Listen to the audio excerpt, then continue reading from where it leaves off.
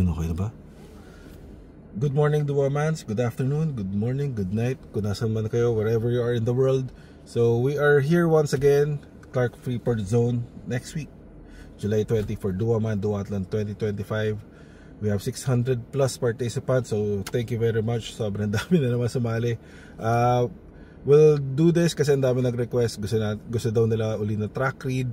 Basically, the course is the same except for the bike. So, in that case, ulitin rin natin. So, ito, nag-start tayo ngayon. We're now here at the transition area. Ito yung Clark Parade Grounds.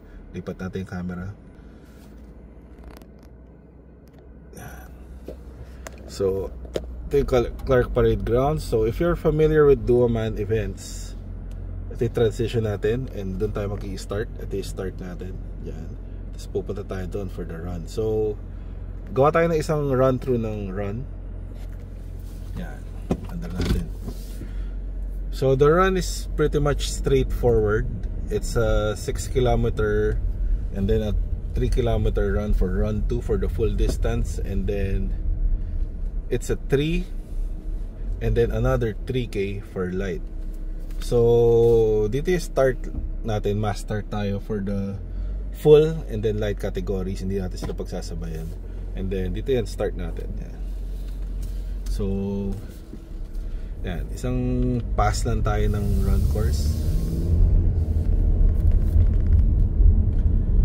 Yan. So as you can see, if this is your first time joining any of our races, it's very beginner friendly. So ito, gusto namin to, what we like about this run course is that it's shaded. Makita nyo naman yan. And very scenic, diba? Ganda lang run. So statistics about the race, mga 85%. Aquaman natin had 90% beginners, first timers. For Duwaman, it's 85%. So madami pa rin.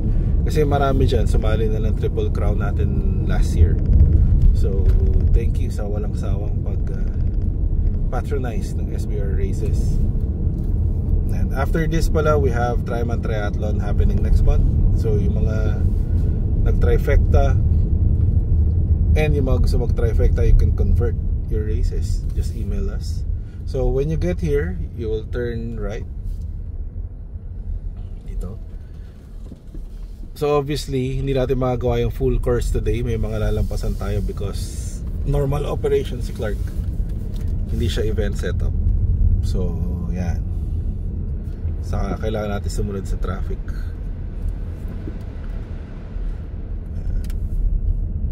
So, with regards to the aid station, there will be plenty of aid stations on the run course. So, please take advantage of it. Ubusin nyo kasi gaya nga sinasabi namin, hindi na naman namin mauuwi yan. So, please take advantage. Take your time. Walang cut off time yung race. Lagi nga namin sinasabi, diba? So yun lang. Okay, magmadali. Make sure you finish it. Whoops. Stop first. Go, sir.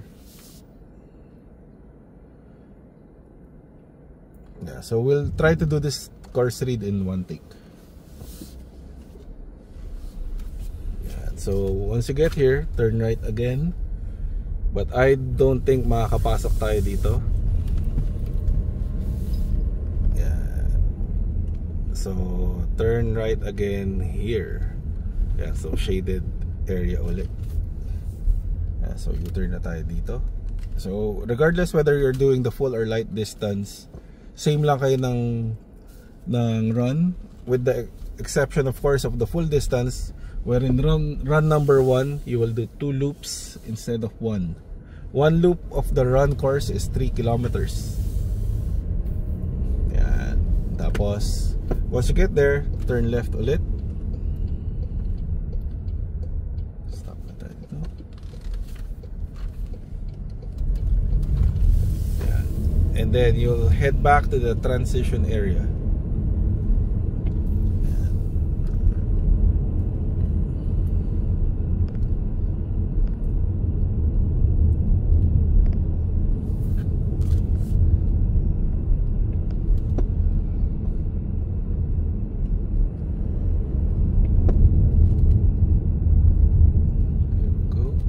turn left ulit dito.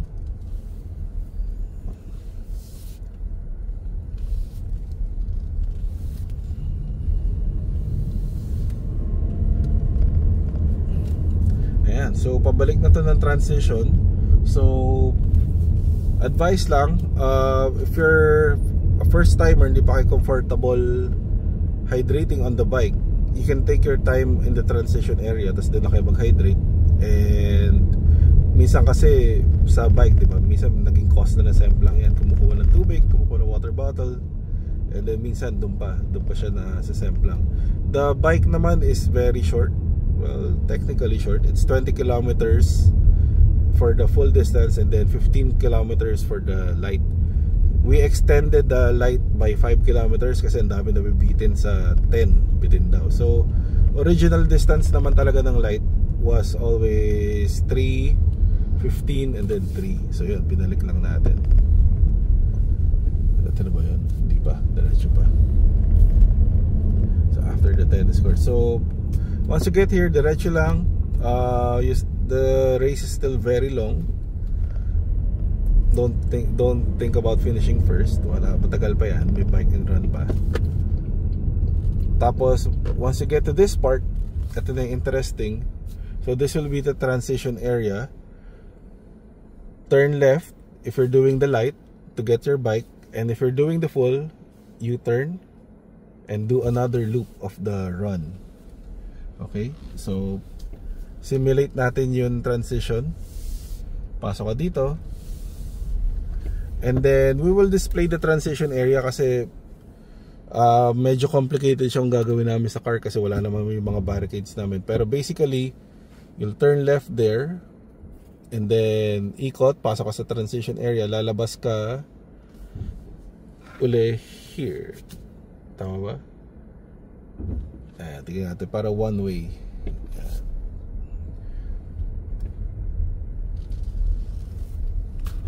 So dito yun.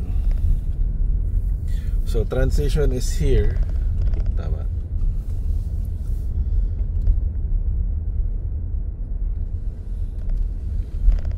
And then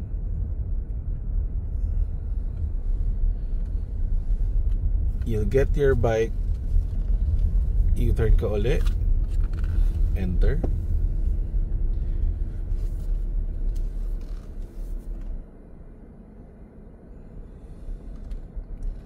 Yeah. So eto na, nasa transition area tayo ulit. Don't worry, we will provide maps naman and everything. So once you get here, transition tips, since there will be 600 bikers here, 600 bikes na nandito, make sure to know your spot. And then marami tayong ginagawa. Yung ibang hacks dyan, naglalagay sila ng balloon sa spot nila para mas madali nilang makita. Kasi nga, one miss lane, kung ano, makapasok ka dito pero nandito ka pala, that could easily cost you 2 to 3 minutes, diba? And so once you get your bike, dito yan, from the run, so naka-running gear pa kayo, diba? Kuwari, this is your spot, change na kayo sa bike gear nyo, so suotin nyo na. Up to you if you want to wear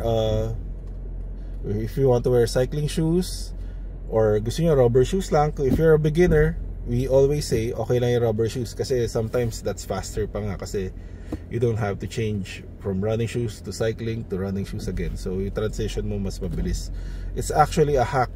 Yung ginagawa yan ng ibang pro athletes din. May gumagawa niyan na elite kasi nga mas nakaka-save sila ng time sa transition. Anyway, so once you get here, put your cycling gear on, helmet, shades, up to you, gloves, cycling shoes, and then socks. Tapos get your bike, get out here, you will exit here.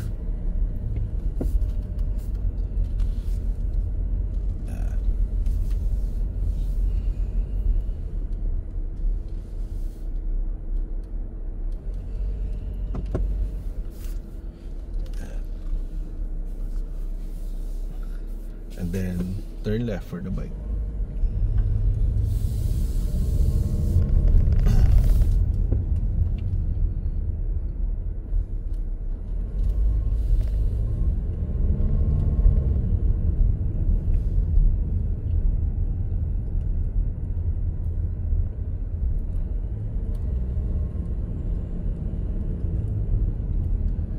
So the bike course will be, baka hindi natin madaanan yung actual route kasi baka may sarado na part.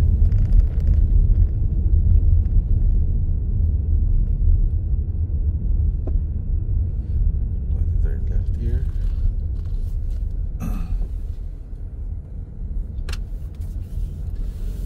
So the interesting part will be the bike course kasi iniba namin to. So medyo mas interesting ng konti. Mas masakit, that's ano siya, ano ba tawag doon? Depende sa skill level mo eh. Dito na ba ito? Dito pa ata. Yeah. Dito ba?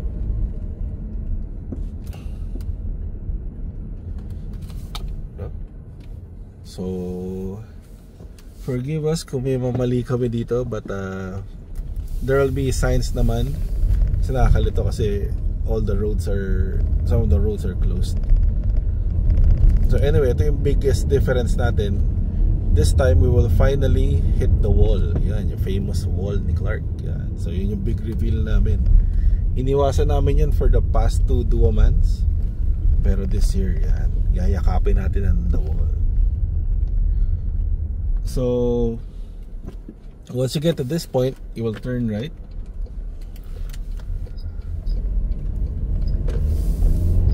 Yan, diretso na to. So still, this is the old Duoman route, except we will not turn right yun sa papuntang Fontana.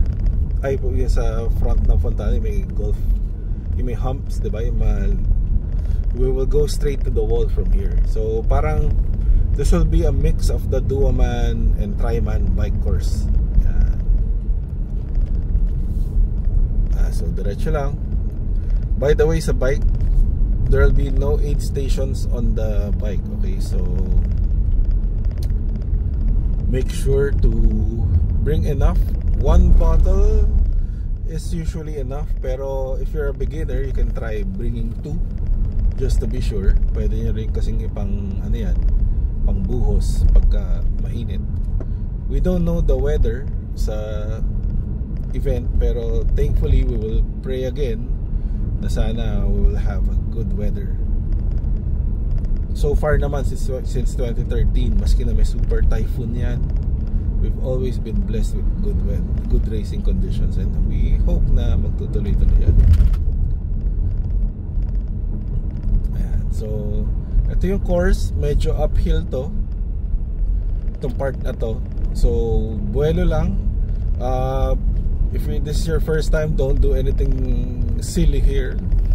Keep it simple. Bike ka lang, wag mo hatawin. Tapos this one will be a downhill section. Don't be fooled by this one because meron pa uling uphill part.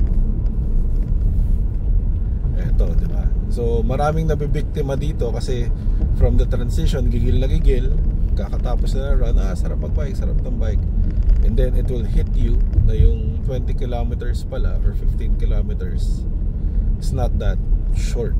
Iisipin mo, medyo matagal-tagal din siya. Ayan. So again, we will not have any aid stations on the bike. Saka from our experience kasi, aid stations required siya above 40 kilometers. Sa mga Olympic distance nga, walang aid station on the bike. So ito yung change natin. Previous Duomans, dito na nagta-turn right na tayo dito. But this time we go straight. We will go to Fontana. Ayan.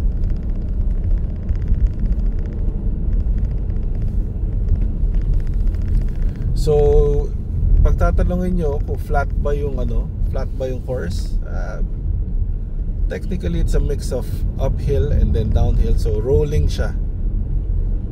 It's a rolling course. Tapos turn right. This one. And then we will hit Fontana. Ito na yung if you're doing Triman, if you're used to doing Triman, at the entrance going back to transition area.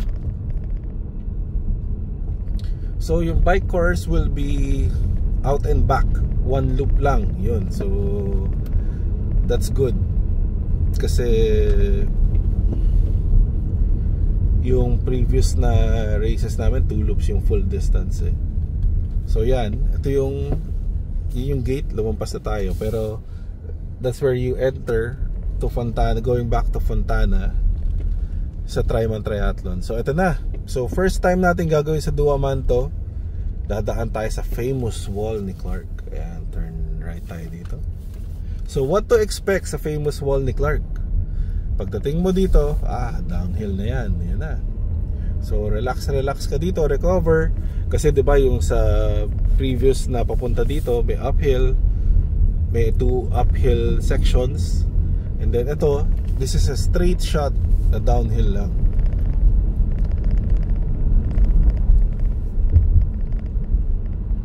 Yan. So ito, yung iba dito, this is where some of the participants take the opportunity to build a lead. And yung iba naman dito nagre-recover. So it's really up to you kung ano yung experience level mo and everything. Pero ito yung best part of racing in Clark actually. We've always wanted to do this kasi for previous Duamans, but hindi lang namin nagawa kasi nga hindi sakto yung distance. So sobra. And what we don't like is pag dito namin pinilit yung past 2 years ng Duaman, you will be making a U-turn at the fastest part of the downhill. So technically pagka U-turn mo, uphill agad. And since beginner tayo, marami tayong beginner, that not might be a good idea. So ito, build the lead here. But ano lang to, actually if you don't pedal, dadaling ka na to all the way. Ayan. So mamaya ko na sasabihin yung kapalit na tong downhill na to. But syempre if there's a downhill, may kapalit yan. More downhill. Let's see, titignan natin. So yun yung big reveal natin sa course na to. We intentionally didn't post the bike course kasi nga gusto namin maging surprise. So I hope you like it. This will be a very memorable Duaman for sure. So dire-diretso lang tayo. This is the bike course of Triman Triathlon. So sa Triman, we will turn right sa Nayong Pilipino. Nayong Pilipino ba yan? Basta yung yung may Centennial. We're not really sure if it's still called Nayong Pilipino or something. Yung Nayong Pilipino ata sa Quezon City. But ito lang, downhill part. So ito, patapos na yung downhill dito, medyo kailangan mo na mag-pedal. So straight lang, we will be passing the villages and see scooter. By the way, if you're asking kung hawak ako yung phone, no, nakamount yan. So, we're safe. Ayan. So, dire-diretso lang. Ito kailangan mo ng pumedal kasi mauubos na yung buwelo mo. And then, ito na. Dadaan tayo sa the villages. Ayan. And then go straight. You will hit the Centennial, the right turn. So we will go straight lang. This is a long downhill section. Why is it called the wall? Kasi may nakikita nyo, sobrang haba ng wall dito sa left side, diba? Famous yan, Clark na yan. This is a good training spot. Actually, kung mahilig ka, that's why ang lalakas ng mga cyclists dito sa Clark, because they have the roads, diba? Actually, kulang na dito beach. Magiging default home to triathletes. So ito na, interesting part.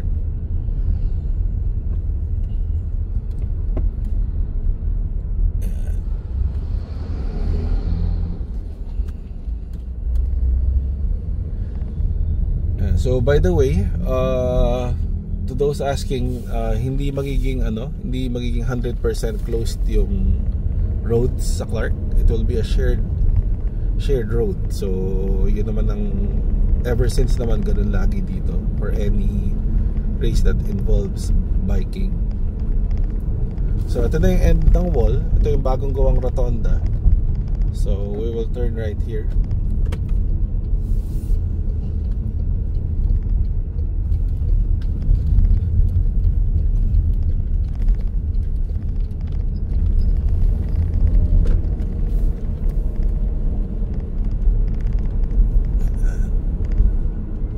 So the light U-turn,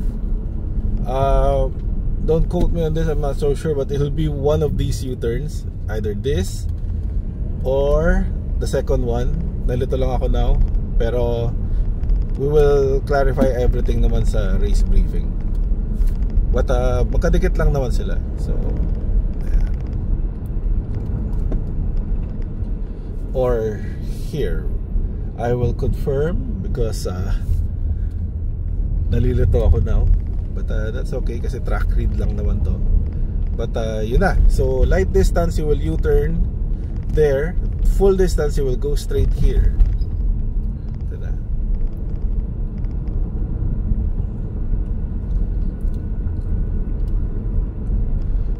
So if you're doing the full, turn right.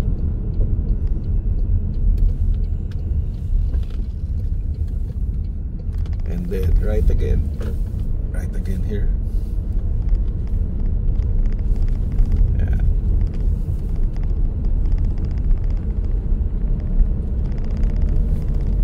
So sarap nito if you're doing the full distance, lalo na kung sanay ka sa Clark.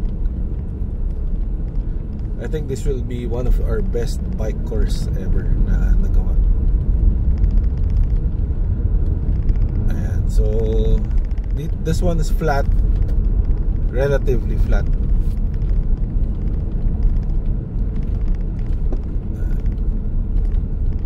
Careful lang always of the intersections. We will have marshals here as always, but of course. So double ingat, para double ingat lang.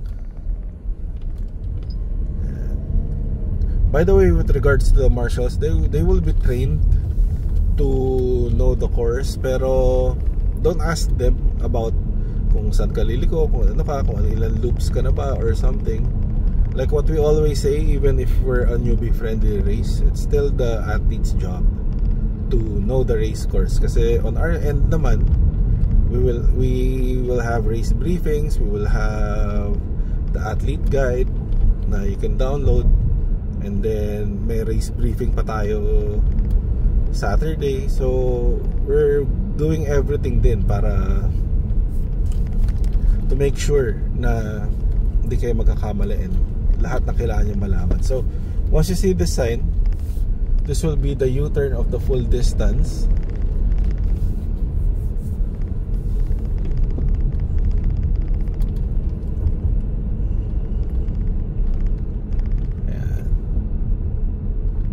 So slow down lang once you get to this part, kasi malapit na yung U-turn area nyo. Yeah. So here, you will U-turn here,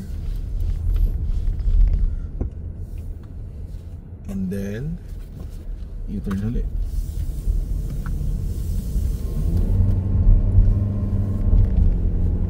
Tapos the course is just a complete out and back.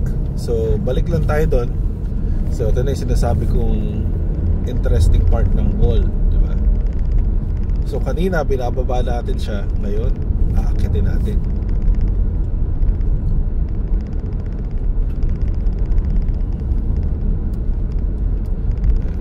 We will try to do this na one take. Hopefully di ako maligaw, kasi I've had videos before na mali yung na ruta ko.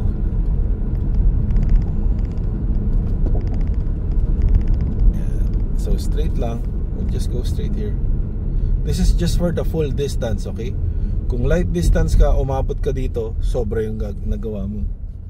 Your bike will be more than 5 kilometers. So that's quite huge.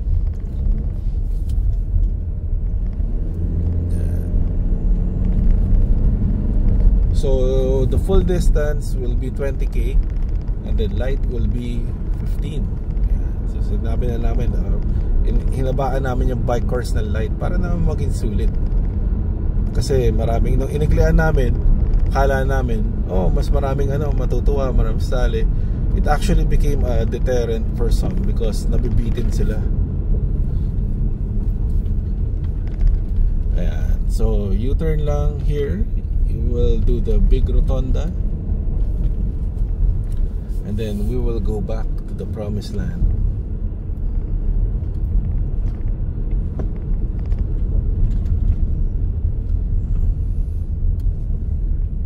Di ba ito yun? Lumabas na ba ako? Ito pa.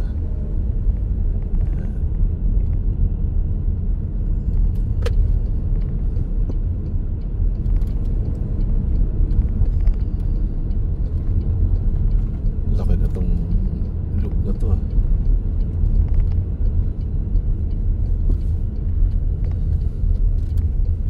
Yan. So ikot lang, turn right, and then it's a straight shot all the way sa pinanggalingan natin, sa wall, diba? So eto na, dito na tayo mag-uusap-usap. So habang pabalik kayo, you're doing the full distance and then you're doing the light. Sabi niya, pabalik na, madali na to. Madali naman, pero syempre eto na yung, actually 2 years namin iniwasan tong course na to, pero this year para maiba naman, para may excitement ng konti, di ba?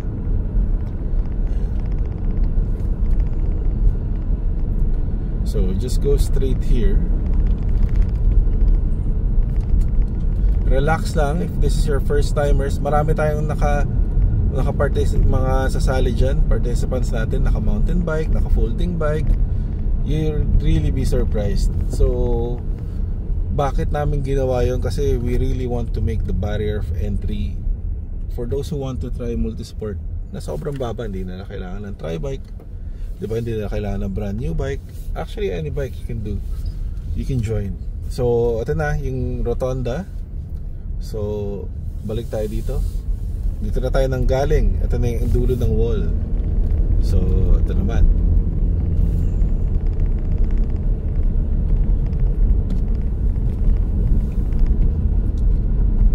Yan.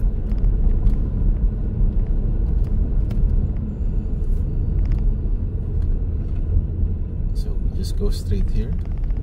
Lampas lang.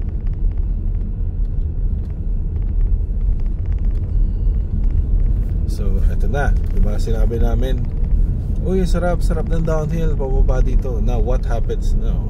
Aakitin natin yan, pero one time lang naman, diba? Hindi naman kami ganun ka sadista. Actually kung sumasali kayo ng Nuvali course namin, yun medyo mas malala yun. Lalo na yung mga nasa Camp N. Nung nasa Camp N pa yung Duaman nun, yun medyo matindi yun.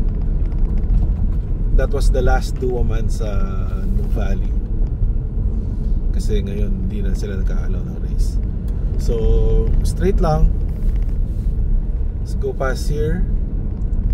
Ito na, ito yung mansion villages. So makikita nyo na to, pacing yan. Pagdating nyo dito, it's up to you if you want to shift to the lightest gear. Pero baka masyado pang maaga yun if you'll do that here, kasi baka naman you'll spin out all the way to the top. Baka mapagod din kayo.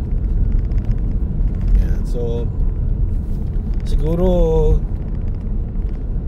small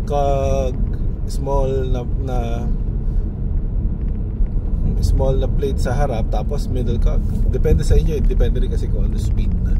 Hindi pa naman to uphill dun sa dulo, yun yung interesting part.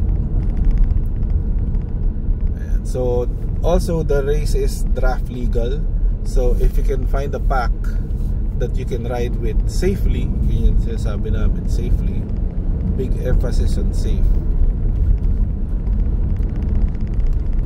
So ito na, makikita nyo the wall, diba? Highlight yan actually nang nagre-race sa Oops, si Muning. Kita yung alert. Iba talaga pagka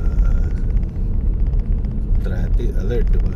Si Muning, wag natin gagawin yun. As much as possible, we will remove or babantayan namin lahat ng Muning sa Clark. Pero since the road is big and the Clark pala is really big, hindi namin mababantayan. So please pay attention to that. Yan, may mga Muning dyan, diba? So iwas na lang. Eto na. So once you get to this part, medyo tuloy-tuloy na to. So you might want to get your bearings here and then just prepare for the fun part of the wall. Ito yung the wall, diba? Ito yan. So medyo tuloy-tuloy to. Marami na nag-akusa sa amin. Sabi namin, sir, kala ko ba patag tong Vermosa? Ba't ganito yung course? Kasi sinasabi nga namin, nung tinatrack read namin sa kotse, patag naman siya, mabilis naman namin. Ay, tatawanan na lang kami. So ito na. So paliko-liko yan. There's nothing really you can do here but to keep pedaling. So yan lang, pace nyo lang sarili nyo. Don't mash the gear. Big ring, iba nagbe-big ring small cog. Don't do that. If you want to do that, gawin nyo sa training yan kung masher kayo ng pedal. Ayan na. So just go straight, little more, and then magle-left turn yan doon. Meron pang konti.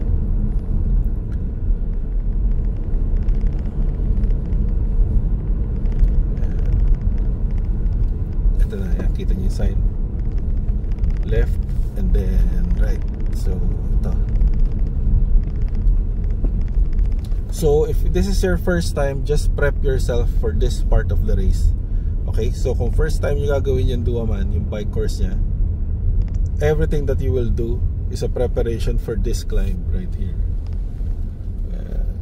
Dito na ba tayo galing? Dito na, di ba? Tama, ito na. Ito na yung entrance yung Pantana. Yan, so ito si yung park. Yan. So we're going back to the transition area. Turn right. So pag nakarating kayo sa part na to, yan na, the worst is over. Yan na. Pwede na kayo mag-relax ng konti. Yan. And then you will turn left here.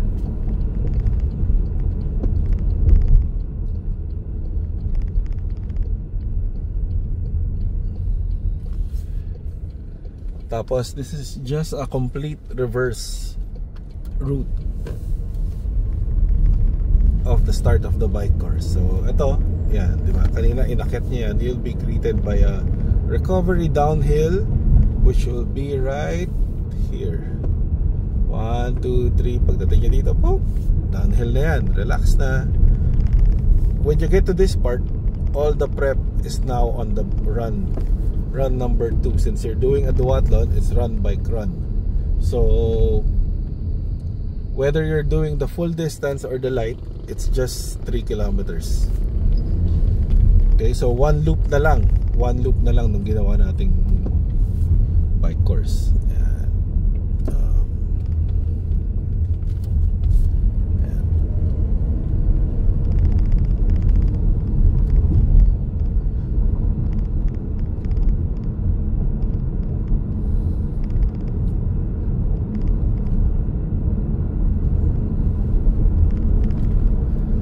So downhill pa rin itong part na to. So just enjoy. Recovery na dito. Kung hindi kayo sanay, huwag kayo uminom dito ng water bottle. Kasi yung iba habang downhill, kala nila safer uminom. Pero minsan mag-wiggle yung manibela nyo or something, or makakatch yan sa gitna ng kalsada.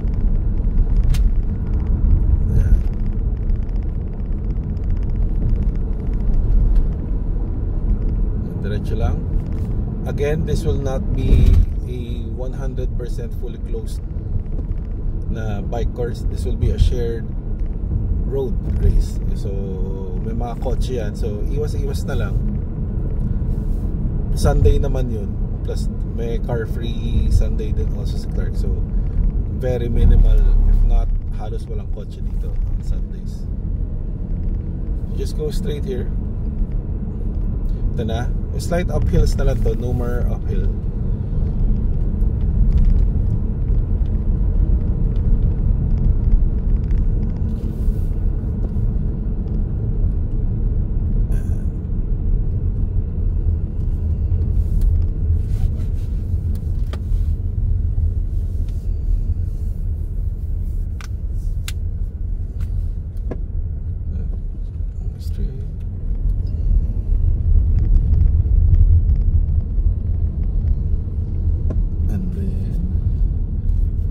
Turn left somewhere, but it's either done or here, but since sarado yung mga ibang lane, we'll just turn left here. Don't worry, the cars will be marked naman on actual race day, so we just want to take you dun sa bike course natin now, which is yung the wall, diba? Para ma-prep kayo.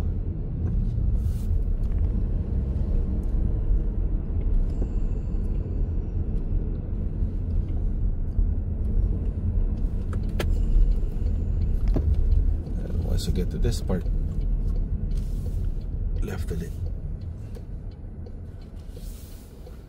I actually think dapat doon pa tayo nang galing, but sarado kasi, hindi natin madaanan yung papasok. So ito na, turn left. So you're now on the way to the transition area. So pagdating nyo dito, relax na, recover, prepare for run number 2. Wala na kayo ibang gagawin kundi isipin talaga yung run number 2. The bike is over. Sana nag-enjoy kayo doon. And then